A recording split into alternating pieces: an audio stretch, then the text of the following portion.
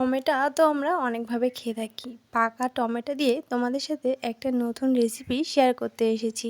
এই রেসিপিটা টক ঝাল মিষ্টি সব রকম দিয়েই তৈরি করা হয়েছে। খেতে কিন্তু একদমই দুর্দান্ত হয়েছিল। সেজন্য তোমাদের সাথে আজ সেটাই শেয়ার করব। তাহলে চলো আজকের রেসিপিটা এখান থেকে শুরু করি। নমস্কার বন্ধুরা, সুমিস ভিলেজ লাইফে আমি সুমি সবার সাথে আছি। আমার আজকের রেসিপি এখান থেকে শুরু করছি। দেখতে পাচ্ছ প্রথমেই কিন্তু আমি পাকা পাকা লাল লাল টমেটোগুলো ভালো করে ধুয়ে চার ফালি করে কেটে নিয়েছি আর ভিতরের বিচিগুলো পরিষ্কার করে নিয়েছি। এখানে নিয়েছি রসুন পেঁয়াজ কুচি আর কাঁচা ঝাল, আর এখানে কিন্তু ছোট কাঁকড়া পরিষ্কার করে নিয়েছি। এটা অপশনাল, চাইলে দিতে পারো, না থাকলে প্রয়োজন নেই।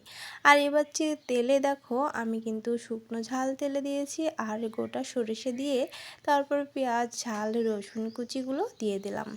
আর এবার দেখো হলুদ লবণ দিয়ে এটা কিন্তু একটু সময় নিয়ে ভালো করে কষিয়ে নিতে হবে। আজ আমি লোহার কড়াইতে রান্না করছি, কারণ টক জাতীয় জিনিস রান্না করতে গেলে লোহার কড়াই থেকে রান্না করলে কিন্তু সেই জিনিসটা বেশ খেতে ভালো লাগে। তোমরা চেষ্টা করবে লোহার কড়াইতে বা ফ্রাই প্যানে রান্না করার। আমি যেহেতু মাটির চুলোয় রান্না করছি সেই জন্য কিন্তু লোহার কড়াইটাই ব্যবহার করছি। আর এখানে দেখো অনেকটাই ধোয়া হচ্ছে, কাঠের চুলোয় রান্না করছি। তো পেঁয়াজ ঝালটা ভালো করে একটু ভেজে তার মধ্যে ছোট কাঁকড়াগুলো দিয়ে দিয়েছিলাম।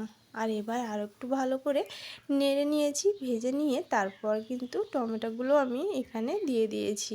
তো টমেটো থেকে তো অনেকটাই জল বেরিয়ে আসে, আর তাছাড়া কিন্তু আমি এখানে কোনো রকম জলটা ব্যবহার করব না। তো সব কিছু একটু মিশিয়ে নিয়ে এবার আমি টমেটোটা কিন্তু ঢেকে দেব, আর ঢেকে দিলেই কিন্তু অনেকটা জল বেরিয়ে আসে।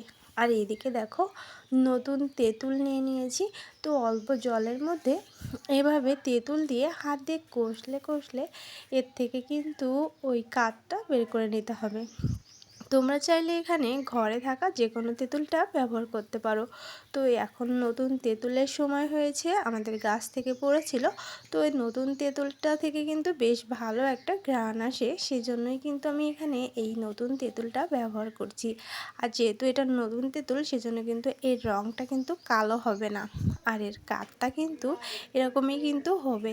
তো তোমরা যে কোনো তেঁতুল এখানে ব্যবহার করতে পারো। তো দেখো আমি কিন্তু খুব সুন্দর করে হাত দিয়ে কষলে কষলে এর নোদাটা জলের সাথে ভালো করে মিশিয়ে নিয়েছি। আর এই দেখতে পাচ্ছ পুরোটা কিন্তু জলটা দেখে বোঝা যাচ্ছে তেঁতুল থেকে সমস্ত কাঠটা বেরিয়ে এসেছে। আর এই বিচিগুলো কিন্তু আমি পরিষ্কার করে ফেলে দিয়ে দেবো। তো এইভাবে কিন্তু তেঁতুলটা কিছু সময় ভিজিয়ে রাখলে খুব সুন্দর করে এইভাবে কাঠটা বের করে নেওয়া যায়। তো তোমরা এইভাবেই কিন্তু তেঁতুলের কাঠটা বের করে নেবা।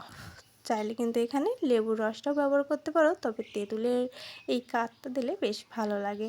তো দেখো এই তেঁতুলের রসের মধ্যে আমি কিছুটা চিনি এখানে মিশিয়ে দিচ্ছি।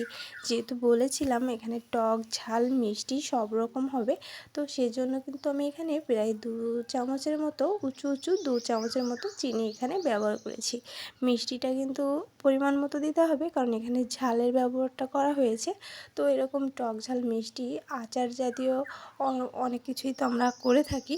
তো টমেটো দিয়ে আর এভাবে কাঁকড়া দিয়ে একবার কিন্তু তোমরা এই রেসিপিটা ট্রাই করতে পারো।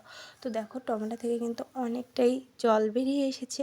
তো জানি এখান থেকে অনেকটা জল বেরিয়ে আসে, তারপরও এই জলটা তো আমি একদমই শুকনো করে নেব। আর ওদিকে যে তেঁতুলের রসটা বেরিয়ে করে রেখেছিলাম চিনি টিনি দিয়ে, তো সেগুলোও কিন্তু এখানে দিয়ে দেব। সমস্তটা একসঙ্গে দিয়ে সুন্দর মতো কষিয়ে নেব, কারণ যখন একদমই ঝোল আঠালো হয়ে যাবে তখনই কিন্তু আমি নামিয়ে নেব। সেজন্য এখানে কিন্তু আমি ঝোলটা না কমিয়ে তেঁতুলের এই কাঠটা দিয়ে দিলাম।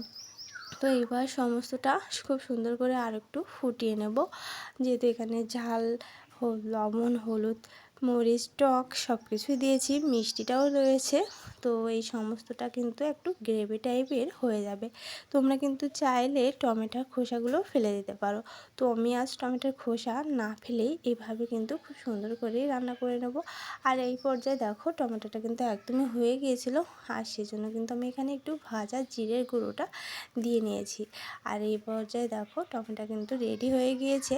আর এতটা ধোয়া হচ্ছিল যে তোমাদের সাথে ঠিক করে ভিডিওটা শেয়ারও করতে পারছিলাম না, তবু অনেক কষ্ট করে ভিডিওটা করেছিলাম। যাই হোক, তোমরা কিন্তু একটু মানিয়ে গুছিয়ে নিও। আর এদিকে দেখো টমেটোটা আমার একদমই রেডি হয়ে গিয়েছে।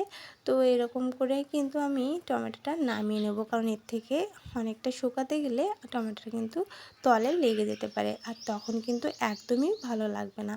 তো দেখো টমেটো চাটনি বলো বা আচার বলো বা যাই বলো না কেন, যেহেতু এখানে কাঁকড়া ব্যবহার করেছি, তোমরা চাইলে এখানে চিংড়া মাছটাও ব্যবহার করতে পারো। আর যদি কোনো কিছু নাও ব্যবহার করতে চাও তো কোনো প্রয়োজন নেই, এমনিই কিন্তু এটা খেতে বেশ ভালো লাগে। তো তোমরা কিন্তু এইভাবে একবার বাড়িতে ট্রাই করে দেখবে, খেতে এত ভালো লাগে। তো মুখে যদি রুচি না থাকে এই টমেটো রেসিপিটা ট্রাই করতে পারো।